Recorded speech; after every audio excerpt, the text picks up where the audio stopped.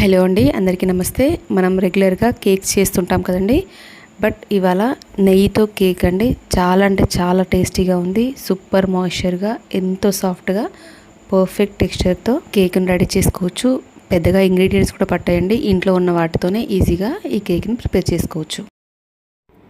ముందుగా ఒక cake bowl తీసుకోవాలండి. అంటే కేక్ చేయడానికి బౌల్ ఇలాంటి రౌండ్గా కానీ, ఇలా రెక్టాంగిల్గా కానీ, లేదంటే మనం రైస్ చేసుకునే చిన్న గిన్నెలు ఉంటాయి కదండి, దాంట్లో అయినా ఈ కేక్ని చేసుకోవచ్చు. ఫస్ట్ ఆ కేక్ టిన్కి ఇలా ఆయిల్ కానీ నెయ్యి కానీ అప్లై చేసుకొని ఒక బటర్ పేపర్ వేసుకోవాలి. పైన బటర్ పేపర్కి కూడా ఇలా ఆయిల్ అప్లై చేసుకోవాలి. మీ దగ్గర బటర్ పేపర్ లేనట్టయితే వైట్ ప్లెయిన్ పేపర్ కూడా యూజ్ చేసుకోవచ్చు. దానికి కూడా ఆయిల్ అప్లై చేసుకోవచ్చు. ఇలా ఒక పెద్ద బౌల్ తీసుకొని దానిలోకి పావు కప్పు నెయ్యిని, కరిగించిన నెయ్యిని తీసుకోవాలి. దానిలోకి అరకప్పు పౌడర్ షుగర్ వేసుకోవాలి. అంటే షుగర్ని మిక్సీలో వేసి పౌడర్ షుగర్ వేసుకోవాలి. ఎందుకంటే మనం షుగర్లా వేస్తే తొందరగా మెల్ట్ అవ్వదు. ఇలా పౌడర్లా చేసి వేసుకోవాలి. నెయ్యిలో షుగర్ పౌడర్ మొత్తం మెల్ట్ అయిపోయి స్మూత్ పేస్ట్ లాగా రెడీ అవ్వాలి. అంటే చాలాసేపు మనం ఇలా బీట్ చేయాల్సి ఉంటుందండి.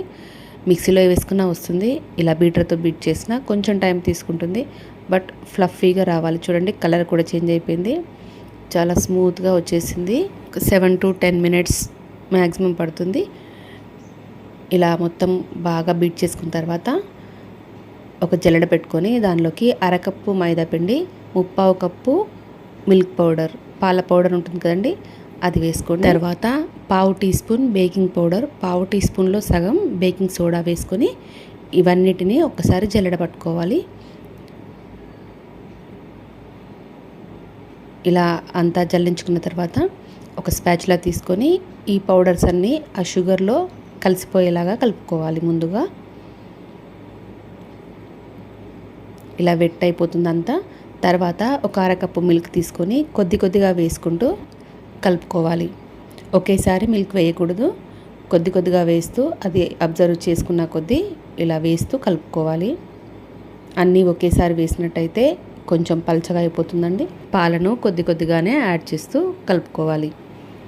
పిండిలో ఏ విధమైన లంప్స్ లేకుండా ఇలా స్మూత్ బ్యాటర్ లాగా కలుపుకోవాలి. ఇలా రిబ్బన్ కన్సిస్టెన్సీలో బ్యాటర్ని కలుపుకోవాలి. కేక్ బ్యాటర్ రెడీ అయిపోయింది. మనం ఆల్రెడీ రెడీ చేసి పెట్టుకున్నాం కదా, ఇలా బటర్ పేపర్ వేసి ఆ మౌల్డ్లోకి ఈ కేక్ బ్యాటర్ని వేసుకోవాలి. ఇలా బ్యాటర్ అంతా వేసుకున్న తర్వాత ఒకసారి మౌల్డ్ని కొంచెం షేక్ చేసినట్టయితే ఈవెన్గా స్ప్రెడ్ అవుతుంది. ఇలా కింద ఒక 4-5 times ట్యాప్ చేస్తే ఏమైనా ఎయిర్ బబుల్స్ ఉంటే వెళ్ళిపోతాయి. మనం మౌల్డ్ రెడీ చేసుకున్నాం కదా, పైనుంచి కొంచెం డ్రై ఫ్రూట్స్ వేసుకోండి. ఇప్పుడు ఈ మౌల్డ్ని 180 degreesలో ప్రీహీట్ చేసుకున్న ఓవెన్లో పెట్టేసి 20 minutes బేక్ చేసుకోవాలి. స్టవ్ పైన కేక్ చేసుకోవాలనుకుంటే ముందుగా ఒక బౌల్ని కానీ కడాయిని కానీ ప్రీహీట్ చేసుకోవాలి 5 minutes హై ఫ్లేమ్లో. తర్వాత మనం రెడీ చేసి పెట్టుకున్న కేక్ టిన్ని పెట్టి మీడియం ఫ్లేమ్లో 30 to 40 minutes బేక్ చేసుకోవాలి. కేక్ రెడీ అయిపోయిన తర్వాత వెంటనే తీయకుండా కొంచెం చల్లారేంత వరకు పక్కన పెట్టేసుకొని పైన ఒక క్లాత్ కప్పేసి చల్లారి పెట్టుకోవాలి. ఆ తర్వాతనే డీమోల్డ్ చేసినట్టయితే ఈజీగా డీమోల్డ్ అవుతుంది. పర్ఫెక్ట్ టెక్స్చర్తో సూపర్గా వచ్చిందండి. చాలా మాయిశ్చర్గా ఉంది కేక్. మనం బటర్తో కానీ ఆయిల్తో కానీ కేక్స్ చేస్తుంటాం కదా, బట్ ఈ నెయ్యితో చేసిన కేక్ ఇంకా బాగుందండి. చాలా టేస్టీగా ఉంది. ఖచ్చితంగా ట్రై చేయండి.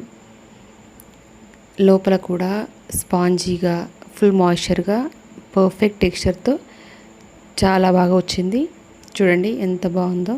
చాలా సాఫ్ట్గా కూడా ఉందండి. పిల్లలకి స్నాక్స్ బాక్స్లా కానీ ఈవినింగ్ ఇంటికి వచ్చాక తినడానికి కానీ సూపర్గా ఉంటుంది. తొందరగా అయిపోతుంది. చాలా టేస్టీగా కూడా ఉంటుంది. పిల్లలు కూడా ఇష్టంగా తింటారు. ఎక్కువ ఇంగ్రీడియంట్స్ కూడా లేవు కదండి. తక్కువ ఇంగ్రీడియంట్స్తో ఈజీ కేక్ని ఖచ్చితంగా ట్రై చేయండి. చూడండి ఎంత సాఫ్ట్గా ఉందో. చాలా అంటే చాలా బాగుంది. ఖచ్చితంగా ట్రై చేయండి. ఈ గీ కేక్ ఎలా అనిపించిందో కామెంట్ రూపంలో తెలియచేయండి. నచ్చితే లైక్ చేయండి, మీ ఫ్రెండ్స్కి షేర్ చేయండి. కొత్తగా చూస్తున్న వాళ్ళు సబ్స్క్రైబ్ చేసుకొని బెల్ ఐకాన్ క్లిక్ చేయండి. నేను వీడియో పెట్టగానే నోటిఫికేషన్ వస్తుంది. స్టార్టింగ్లోనే ఇన్స్టాగ్రామ్ లింక్ ఇచ్చానండి, ఒక్కసారి చెక్ చేయండి. Thank you for watching.